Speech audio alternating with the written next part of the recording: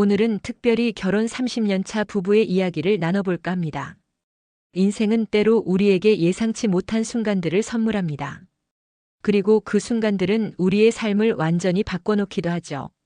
오늘 이야기의 주인공 미선 씨에게도 그런 순간이 찾아왔습니다. 바로 남편의 서랍에서 발견한 종이 한 장이었습니다. 그날도 별다를 것 없는 봄날이었어요. 미선 씨의 목소리는 전화기 너머로도 담담하게 들려왔습니다. 그녀가 들려주는 이야기는 지난 3월의 어느 날부터 시작됩니다. 남편은 갑작스러운 복통으로 병원 침대에 누워 있었고 저는 입원할 때 입던 잠옷을 챙기러 집에 들렀죠. 그날따라 봄볕이 유난히 따스했어요. 창문을 통해 들어오는 햇살이 남편의 작업실을 환하게 비추고 있었죠. 미선 씨의 남편 정훈 씨는 은퇴 후 집에서 목공 작업을 취미로 하고 있었습니다. 꼼꼼하고 깔끔한 성격의 그는 항상 작업실을 정돈된 상태로 유지했다고 합니다.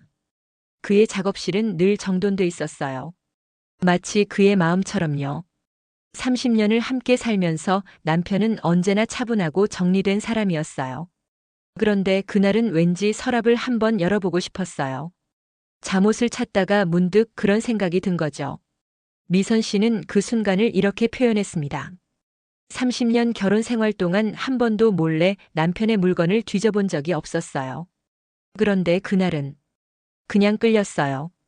마치 누군가가 저를 그 서랍으로 인도하는 것 같았죠. 조용히 열었던 서랍에서 한 장의 종이가 저를 멈춰 세웠습니다. 미선 씨는 무심코 열어본 서랍 안에서 작은 메모지 한 장을 발견했습니다. 남편의 깔끔한 필체로 적힌 그 메모에는 단 2문장이 적혀 있었습니다.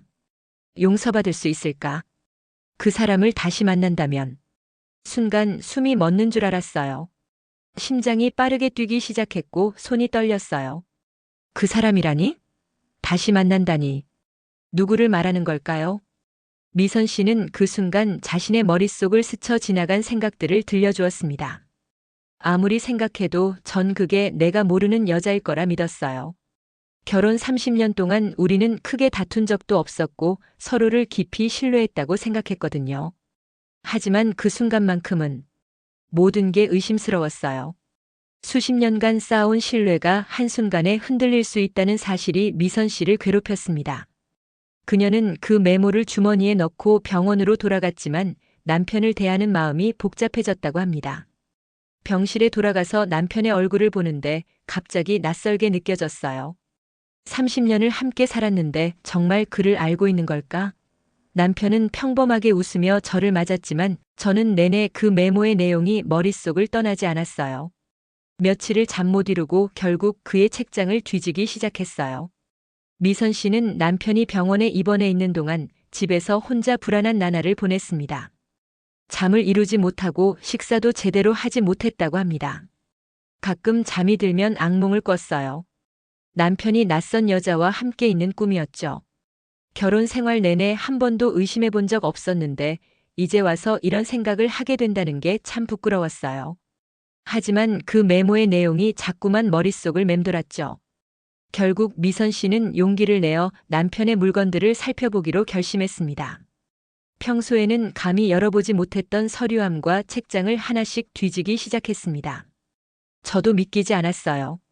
내가 이렇게까지 할 사람인가 싶었죠. 그런데 그 메모가 저를 미치게 만들었어요. 진실을 아니면 최소한 단서라도 찾고 싶었거든요.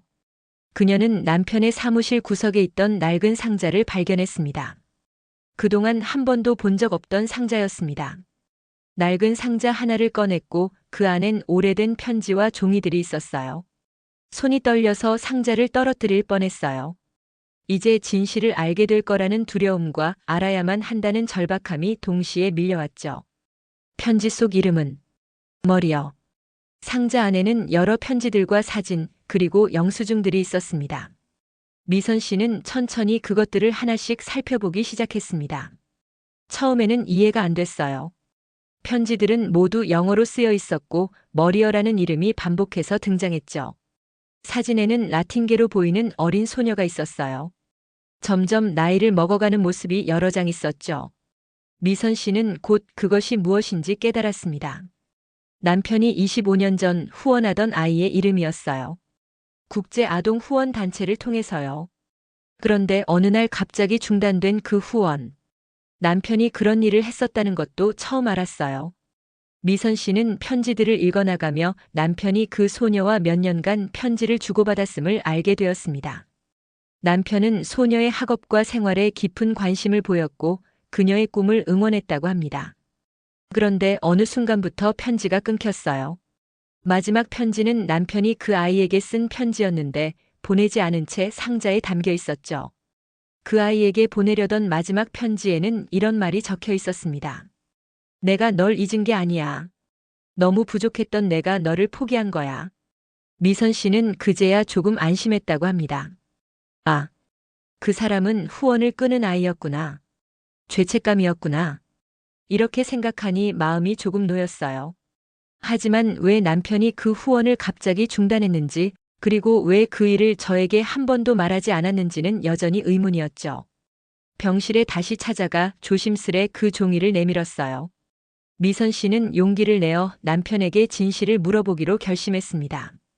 병원에 도착했을 때 남편은 창밖을 바라보고 있었다고 합니다. 병실에 들어서자 남편이 미소 지으며 저를 바라봤어요. 여전히 창백해 보였지만 많이 나아 보였죠.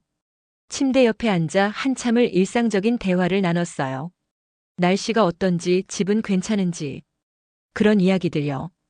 그러다 미선 씨는 조심스럽게 서랍에서 찾은 메모와 머리어에 관한 이야기를 꺼냈습니다. 그리고 물었죠. 머리어, 그 아이를 말한 거였어? 미선 씨는 그 순간을 아직도 생생하게 기억한다고 합니다. 남편은 고개를 천천히 저었어요. 그리고 긴 한숨을 내쉬더니 말했죠. 아니야. 그건 너였어. 미선 씨는 그 말을 듣고 어리둥절했습니다. 그 사람은 너야. 남편이 말했어요. 처음에는 무슨 말인지 이해할 수 없었어요. 내가 왜? 무슨 용서를 받아야 한다는 거지? 그리고 남편 정훈 씨는 오랫동안 가슴속에 묻어두었던 이야기를 털어놓기 시작했습니다. 그날, 내가 유산했을 때 나는 무서워서 도망쳤잖아. 미선 씨는 남편의 말을 듣고 숨이 멎는 듯한 느낌이 들었다고 합니다. 결혼 초기 그녀가 첫 아이를 유산했던 그 아픈 기억이 한순간에 되살아났습니다. 그 일이 벌써 28년 전이에요.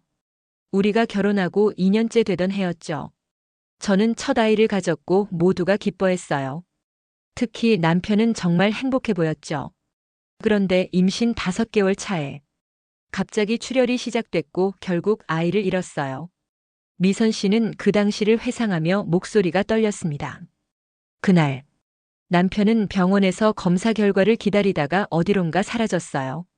의사가 유산 소식을 전했을 때 그는 곁에 없었죠. 저는 혼자서 그 모든 고통을 감당해야 했어요. 남편은 밤늦게 돌아왔고 그 후로 우리는 그 일에 대해 거의 이야기하지 않았어요. 남편 정훈 씨의 고백은 계속되었습니다. 그날 이후로 단 한 번도 난 나 자신을 용서하지 못했어. 남편이 울먹이며 말했어요. 그 작은 방에서 울고 있던 너를 나는 두고 떠났으니까. 미선 씨는 남편의 눈물을 처음 보았다고 합니다. 30년 결혼 생활 동안 남편이 우는 모습을 본 적이 거의 없었어요. 그런데 그날은 마치 오랫동안 참아왔던 댐이 무너지듯 울었죠. 그리고 저에게 모든 것을 털어놓았어요. 정훈 씨는 그날의 진실을 처음으로 이야기했습니다.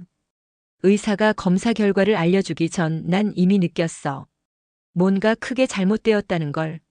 그런데 난 그걸 감당할 자신이 없었어. 아이를 잃은 내 모습을 볼 용기가 없었어. 그래서 도망쳤어. 정훈 씨는 그날 병원을 나와 밤새도록 거리를 헤맸다고 합니다. 비가 내리는 가운데 공원 벤치에 앉아 몇 시간을 보냈고 자신의 약함과 비겁함을 자책했다고 합니다. 돌아왔을 때 넌 이미 잠들어 있었어. 얼굴에 눈물 자국이 선명했지. 그 순간 내가 얼마나 너에게 미안한지, 얼마나 내 자신이 한심한지 깨달았어.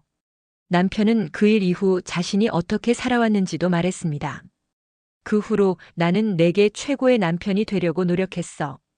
다시는 널 실망시키지 않겠다고 다짐했지. 하지만 그 사건만큼은 내 마음 깊은 곳에 묻어두었어. 너에게 아픈 기억을 되살리기 싫었고 무엇보다 내 비겁함을 인정하고 싶지 않았어. 그리고 머리어의 이야기도 이어졌습니다. 머리어를 후원하기 시작한 것도 그 즈음이었어. 우리가 가질 수 없었던 첫 아이에 대한 죄책감 때문이었을지도 몰라. 하지만 몇 년 후 그 아이가 점점 자라는 모습을 보면서 또다시 죄책감이 밀려왔어. 나는 그 아이에게도 완전한 부모가 되어주지 못한다는 생각에 후원을 중단했어. 미선 씨는 그 말을 듣고 어떤 생각이 들었는지 물었습니다. 저는 말을 잃었어요. 그 일이 벌써 28년 전이에요. 전 이미 그날의 상처를 다 잊고 살아왔는데 남편은 평생을 자신을 용서하지 못하고 살았더라고요. 미선 씨는 그제야 남편이 왜 그토록 자신에게 헌신적이었는지, 왜 한 번도 싫은 내색 없이 그녀의 모든 요구를 들어주었는지 이해하게 되었다고 합니다. 남편의 눈물을 보면서 갑자기 그 오래된 기억이 선명하게 떠올랐어요. 그날 병원에서 혼자 있던 시간. 정말 외롭고 무서웠죠. 하지만 그 이후에 30년 동안 남편은 단 한 번도 저를 홀로 두지 않았어요. 항상 곁에 있었고 제가 필요로 하는 모든 것을 해주었죠. 미선 씨는 남편의 손을 잡고 말했다고 합니다. 당신, 30년 동안 자책하며 살았어요? 그런데 왜 말하지 않았어요? 정훈 씨는 고개를 숙이며 대답했습니다. 말할 용기가 없었어. 내가 날 용서하지 않을까봐. 아니, 어쩌면 난 내 용서보다 내 스스로의 용서가 더 두려웠는지도 몰라. 미선 씨는 그 순간 깨달았다고 합니다. 모든 관계에는 말하지 않은 이야기들이 있고 그것들이 때로는 무거운 짐이 되어 우리를 짓누르고 있다는 것을요. 남편의 눈을 바라보며 말했어요. 당신은 오래전에 이미 용서받았어요. 그날의 일로 당신을 원망한 적도 있었지만 그 후에 30년이 그 하루를 충분히 덮어주었어요. 당신은 최고의 남편이었고 지금도 그래요. 미선 씨가 남편을 껴안자 그의 어깨에서 오랜 긴장이 풀리는 것이 느껴졌다고 합니다. 지금 그 종이는 액자에 담겨 제 책상 앞에 놓여 있어요. 그날 이후 부부의 관계는 더욱 깊어졌다고 합니다. 남편은 퇴원 후 더 건강해졌고 두 사람은 그동안 하지 못했던 많은 이야기를 나눴습니다. 그 작은 종이가 우리에게 새로운 시작을 가져다 주었어요. 30년 만에 처음으로 우리는 정말 모든 것을 터놓고 이야기했죠. 웃고 울고 그리고 서로를 더 깊이 이해하게 되었어요. 미선 씨는 그 메모지를 액자에 넣어 책상 위에 두었다고 합니다. 매일 아침 그 글귀를 읽어요. 용서받을 수 있을까? 그 사람을 다시 만난다면. 그리고 말해요.